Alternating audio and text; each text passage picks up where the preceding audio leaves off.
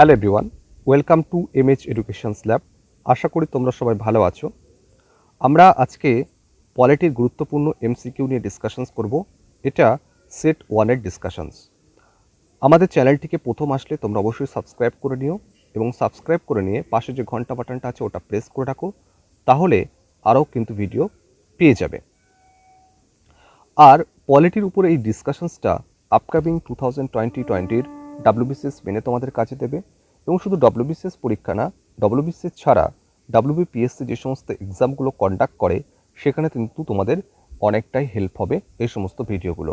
যারা ভাবছো WBCS preliminary cut off সেটা ক্রস করবে এবং মেনের জন্য আরও ভালোভাবে প্রিপারেশনস নেবে, তারা আমাদের টোটাল 325খানা যে মক টেস্ট সিরিজটা স্টার্ট করা হয়েছে ওটা পারচেস করতে পারো। এবং এখানে 105খানা টোটাল স্পিড টেস্ট থাকবে এবং 12টা হচ্ছে ফুল মক টেস্ট থাকবে। মাত্র দাম এর 650 টাকা এবং 12 মাসের ভ্যালিডিটি আছে। ওকে, চলো এবার আমাদের ডিসকাশনস স্টার্ট করি। আজকের দিনের প্রথম প্রশ্নটা কি আছে দেখো। Which is the highest law of the land? আইনগতভাবে ভারতের সর্বোচ্চ কোনটি? Indian penal code, Indian constitutions, civil procedure code না ক্রিমিনাল প্রসিডিওর কোড? দেখো, আইনগতভাবে ভারতের সর্বোচ্চ হচ্ছে অপশানস বি, ভারতীয় কনস্টিটিউশনস বা ভারতীয় সংবিধান সব থেকে বড়। ঠিক আছে, এবার দেখো আমাদের এই ক্রিমিনাল প্রসিডিওর কোড কি বা সিভিল প্রসিডিওর কোড বা ইন্ডিয়ান পেনাল কোড কি, এগুলো আমাদের জানতে হবে। দেখো, ইন্ডিয়ান পেনাল কোড হচ্ছে একটা সাবস্টেন্সিভ ল, যেখানে আর কি ডিফাইন করা হচ্ছে ভেরিয়াস ক্রাইম সম্বন্ধে, ভেরিয়াস ক্রাইমের অফেন্স সম্বন্ধে এবং কোন কোন অফেন্সের জন্য কি কি পানিশ হবে সেটাও কিন্তু আলোচনা করা হচ্ছে ক্রিমিনাল ইন্ডিয়ান পেনাল কোডে। ঠিক আছে, এবার দেখো লকে ব্রডলি বেসিক্যালি দুরকমভাবে আমরা ক্যাটাগরিজ করতে পারি। একটা হচ্ছে সিভিল আর একটা হচ্ছে ক্রিমিনাল। এবার সিভিল প্রসিডিওর কোডে যেগুলো পড়বে, যেমন ফ্যামিলি ডিসপিউট, রেন্ট ম্যাটার, এগুলো সিভিল প্রসিডিওর কোড মেনটেন করে সেগুলোকে শাস্তি দেওয়া হবে। ঠিক আছে, এবার ক্রিমিনাল প্রসিডিওর কোডের মধ্যে ধরো মার্ডার, রেপ, এই সমস্ত ব্যাপারগুলো পড়বে। ঠিক আছে, আর আমাদের ইন্ডিয়ান পেনাল কোড এটা এনাক্ট হয়েছিল 1862-তে। ওকে, 1862-তে হয়েছে। তারপর চলো পরের কোশ্চেন্সে। পরের কোশ্চেন্স কি বলেছে? A federal structures for India was first put forward by the. দেখো, আমাদের ইন্ডিয়ান কনস্টিটিউশনস এটা হচ্ছে একটা, যদি আমরা উপরে ভাবি, সেটা হচ্ছে একটা ফেডারেল ফর্ম বা ফেডারেল স্ট্রাকচার। ঠিক আছে, এই ফেডারেল স্ট্রাকচার যে ফর্মটা, এটা কত সালে বা কোন অ্যাক্টের মাধ্যমে এটা আর কি এসেছিল? Act of 1909, act of 1919, act of 1935, act of 1947। দেখো, আমাদের যে ফেডারেল স্ট্রাকচার ইন্ডিয়াতে ফার্স্ট পুট ফরওয়ার্ড করা হয়েছিল ভায়া অ্যাক্ট অফ 1935। ঠিক আছে, এই 1935-এর অ্যাক্টে বেসিক্যালি 3টে মেজর রুল এস্টাবলিশ করতে চেয়েছিল ব্রিটিশরা। কি কি? একটা হচ্ছে loss of federal structure, achieving provincials autonomy এবং safeguarding minority interest through separate electorates. বোঝা গেছে? এই তিনটে হচ্ছে বেসিক্যালি মেজর গোল ছিল গভর্নমেন্ট অফ ইন্ডিয়া অ্যাক্ট 1935-এর। এবার দেখো, এই গভর্নমেন্ট অফ ইন্ডিয়া অ্যাক্ট 1999-কে আমরা মরলে মিন্টো রিফর্ম নামে জানি। ঠিক আছে, এই সময় জন মরলে তিনি সেক্রেটারি অফ স্টেট ছিলেন ফর ইন্ডিয়া এবং মিন্টো তিনি হচ্ছে ভাইসরয় জেনারেল ছিলেন। বোঝা গেল? আর অ্যাক্ট অফ 1919 এটাকে আমরা কী নামে জানি? মন্টেগু চেমসফোর্ড সংস্কার নামে জানি। ঠিক আছে, মন্টেগু তিনি হচ্ছে সেক্রেটারি অফ স্টেট ছিল ফর ইন্ডিয়া আর চেমসফোর্ড তিনি ছিলেন ভাইসরয় তৎকালীন সময়ের। তারপরে কোশ্চেন নাম্বার 3 কি বলেছে দেখো। Which of the following exercised the most profound influence in forming the Indian constitutions? A. British constitutions, B. US constitutions, C. Irish constitutions, D. Government of India Act 1935। দেখো, এই প্রশ্নটা জানতে চেয়েছে যে আমাদের যে ভারতীয় সংবিধানটা আছে, ভারতীয় সংবিধানটা সবথেকে বেশি প্রভাবিত হয়েছে কার দ্বারা? ভারতীয় সংবিধানটা সবথেকে বেশি প্রভাবিত হয়েছে কার দ্বারা? একটা ব্রিটিশ কনস্টিটিউশনস, ইউএস কনস্টিটিউশনস, না আইরিশ কনস্টিটিউশনস, না গভর্নমেন্ট অফ ইন্ডিয়া অ্যাক্ট 1935? দেখো, আমাদের ভারতীয় সংবিধানটা সবথেকে বেশি প্রভাবিত হয়েছে বা ইনফ্লুয়েন্সড হয়েছে গভর্নমেন্ট অফ ইন্ডিয়া অ্যাক্ট 1935 দ্বারা।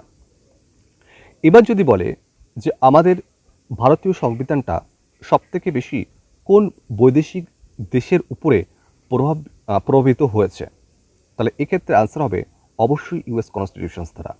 কারণ আমাদের ভারতে প্রায় 200 বছর ধরে ব্রিটিশরা তারা রাজ করেছিল, তো তাদের ইনফ্লুয়েন্স বা তাদের প্রভাব সবথেকে বেশি থাকবে, এটাই তো কাম্য, তাই না? কিন্তু যদি বলে সবথেকে দুটো মিলিয়ে সবথেকে বেশি আর কি প্রভাবিত হয়েছে ভারতীয় সংবিধান কোনটার দ্বারা, তাহলে আমরা বলবো গভর্নমেন্ট অফ ইন্ডিয়া অ্যাক্ট 1935 দ্বারা। ঠিক আছে, দেখো আমি পরের স্লাইডে আমাদের যে মেজর পয়েন্টগুলো যেটা আর কি পরবর্তীকালে গভর্নমেন্ট অফ ইন্ডিয়া অ্যাক্ট 1935 থেকে নেওয়া হয়েছিল, বড় করা হয়েছিল, সেগুলো লিখে দিয়েছি। ঠিক আছে, তো এগুলো জাস্ট ভালো করে একটু দেখে নেবে। আমি একবার করে তাও তোমাদেরকে বলে দিচ্ছি। অ্যাবলিশনস অফ প্রভিনশিয়াল ডার্কি আর introduce of diarchy at centre. ঠিক আছে, এগুলো হচ্ছে main features government of India act 1935-এর। ঠিক আছে, তোমরা একটু ভালো করে জাস্ট এই স্লাইডটা পড়ে নেবে। ওকে, চলো পরে কোশ্চেন নাম্বার 4, এবং এই কোশ্চেন্সটা ডাব্লিউবিসিএস প্রিলিতে এবং মেনে বেশ কয়েকবার এসছে। The Indian constitutions was adopt on.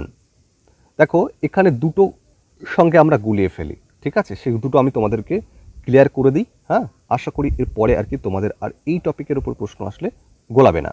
যদি বলে ভারতীয় সংবিধান কবে অ্যাডপ্ট করা হয়েছিল, অ্যাডপ্ট মানে গ্রহণ করা হয়েছিল, ওকে, সেক্ষেত্রে আনসার হবে 26শে নভেম্বর 1949। ঠিক আছে, গ্রহণ করা বা অ্যাডপ্ট করা।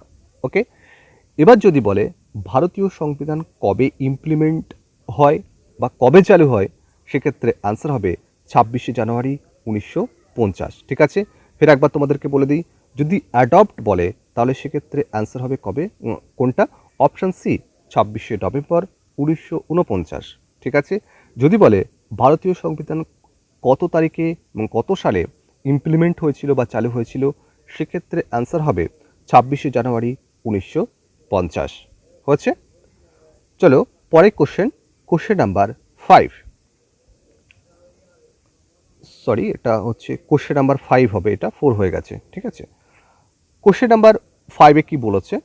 জানুয়ারি 26, জানুয়ারি মাসের 26 তারিখ selected as the date for inaugurations of the constitutions. 26শে জানুয়ারি কে, 26শে জানুয়ারি তারিখ কে যে আমাদের কনস্টিটিউশনের ইমপ্লিকেশনস হয়েছিল, কেন 26শে জানুয়ারি তাকে চুজ করা হয়েছিল সেটা জানতে চেয়েছে। It was consider to be an auspicious day on the day the quit Indian movement started in 1942। তারপর অপশান সি বলছে the Congress had observed it an independence day in 1930। এটা সঠিক অ্যান্সার হচ্ছে কংগ্রেস এই ডেটটা 1930 সাল থেকে এটা কি করে আসছে, পালন করে আসছে, স্বাধীনতা দিবস হিসেবে পালন করে আসছে, পূর্ণ স্বরাজ যেটাকে আমরা বলছি। ঠিক আছে, এবং এই প্রোক্লামেশনসটা নিয়েছিল কে? Indian national Congress. কেন নিয়েছিল? As opposed to the dominion status offered by the British regime. ঠিক আছে, কারণ কি বললাম? As opposed to the dominion স্ট্যাটাসকে অপোজড করে আর কি এই ডেটা পালন করা হচ্ছিল। ঠিক আছে, কারা পালন করছিল? Indian national Congress. তারপরে কোশ্চেন নাম্বার 5 কি বলেছে? দেখো, দি original constitutions of India was published in. Original constitutions ভারতের কোথায় প্রথম পাবলিশড হয়েছিল? দিল্লি, শ্রীনগর, আজমির, না দেরাদুন? দেখো, অরিজিনাল কনস্টিটিউশনস এটা পাবলিশড হয়েছিল দেরাদুনে। ওকে, এবং এটা যে পাবলিশড করেছিল মানে ফটো লিথোগ্রাফি করেছিল সেটা হচ্ছে সার্ভে অফ ইন্ডিয়া। ওকে, তারপরে কোশ্চেন নাম্বার 6 কি বলেছে, দি ড্রাফটিং কমিটি যে ইন্ডিয়ান কনস্টিটিউশনসটা লিখেছিল এটা কোন ল্যাঙ্গুয়েজে লিখেছিল? শুধুমাত্র ইংলিশ এবং হিন্দিতে, অনলি ইংলিশ এবং উর্দুতে, না ইংলিশ, হিন্দি এবং উর্দুতে? দেখো, ড্রাফটিং কমিটি যে ভারতীয় সংবিধানটা রচনা করেছিল এটা হচ্ছে কেবলমাত্র ইংলিশ ল্যাঙ্গুয়েজে, ঠিক আছে? কিন্তু এটা পরবর্তীকালে হিন্দি ল্যাঙ্গুয়েজে ট্রান্সলেট করা হয়েছিল। বোঝা গেল?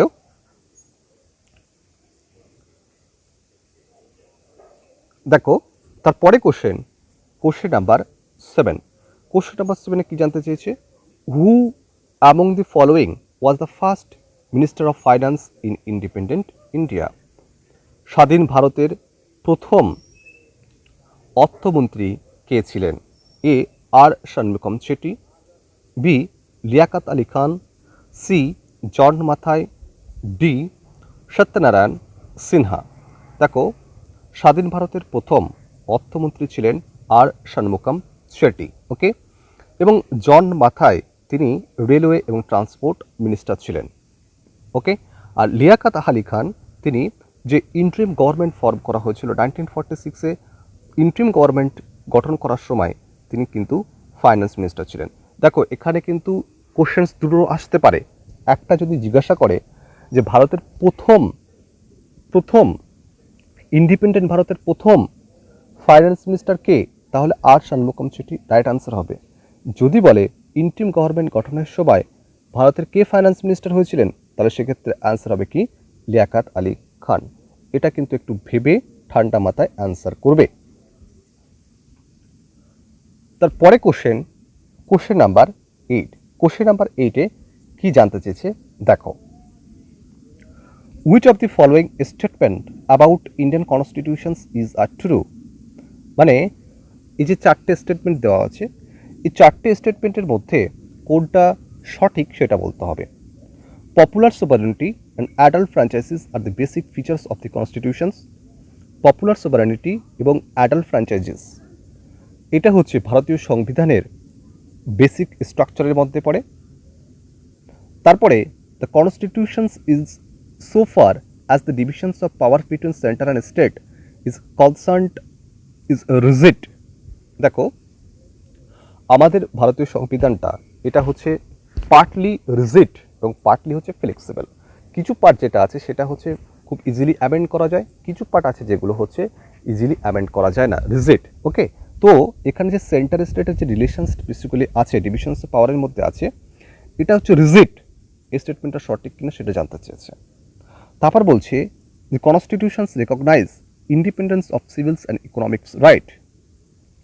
তারপরে the constitutions mentions direct control by the peoples such as referendum, initiative and recall. দেখো, ফার্স্টের স্টেটমেন্টটা এটা হচ্ছে সঠিক। দি পপুলার সুপারিনিটি এবং অ্যাডাল্ট ফ্র্যাঞ্চাইজিস এটা হচ্ছে আমাদের ভারতীয় সংবিধানের বেসিক ফিচার্সের মধ্যে পড়ে। দেখো, ভারতীয় সংবিধানের মধ্যে যে বেসিক ফিচার্সের কনসেপ্টটা, এটা কিন্তু কোনগুলোকে আমরা বেসিক ফিচার্স বলবো সেটা কিন্তু কনস্টিটিউশনে একদম সঠিকভাবে বলা নেই। বাট কিছু ফিচার্স যেগুলো আছে সেগুলোকে আমরা বেসিক ফিচার্স হিসাবে কনসিডার করতে পারি। এর মধ্যে যেমন ধরো সেকুলারিজমস, ফেডারালিজমস, ওকে?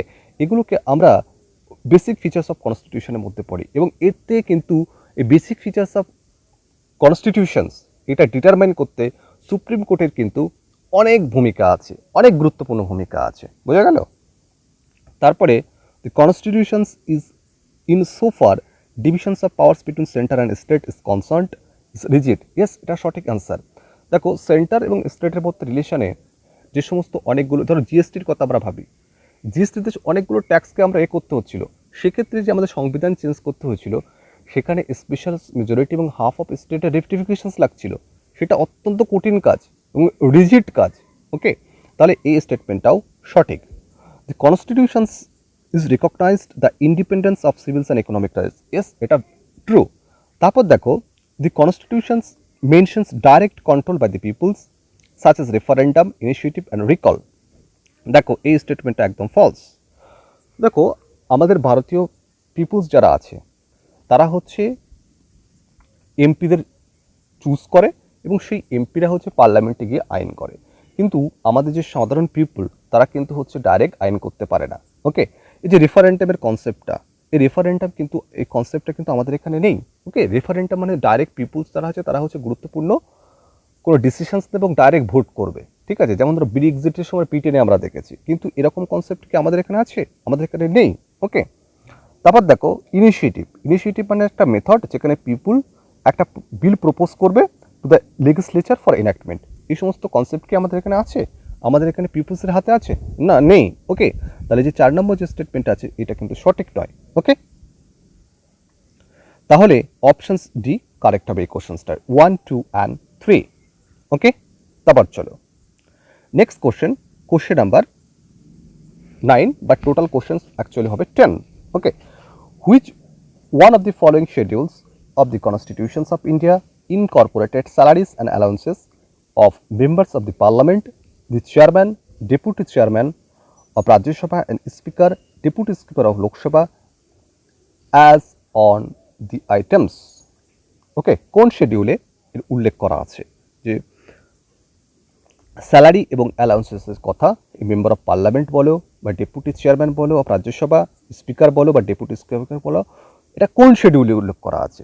5th শিডিউলে, 2nd শিডিউলে, 9th শিডিউলে না 10th শিডিউলে? দেখো, স্যালারি এবং অ্যালাউন্সেস যেগুলো হচ্ছে মেম্বার অফ পার্লামেন্ট বা স্পিকার এনাদের কোথায় উল্লেখ করা আছে? 2nd শিডিউলস অফ ইন্ডিয়ান কনস্টিটিউশনে উল্লেখ করা আছে। ওকে, তার এই কোশ্চেনের সঠিক অ্যান্সার হচ্ছে অপশনস বি। দেখো, এই 2nd শিডিউলের মধ্যে কাদের স্যালারি এবং অ্যালাউন্সেসের কথা বলা আছে এখানে কিন্তু আমি সব লিখে দিয়েছি। এইটা স্ক্রিনশট নিয়ে নেবে বা হচ্ছে খুব ভালো করে এটা খাতায় লিখে নিয়ে পড়তে থাকবে। ওকে, তারপরে কোশ্চেনে চলো, কোশ্চেন নাম্বার 10।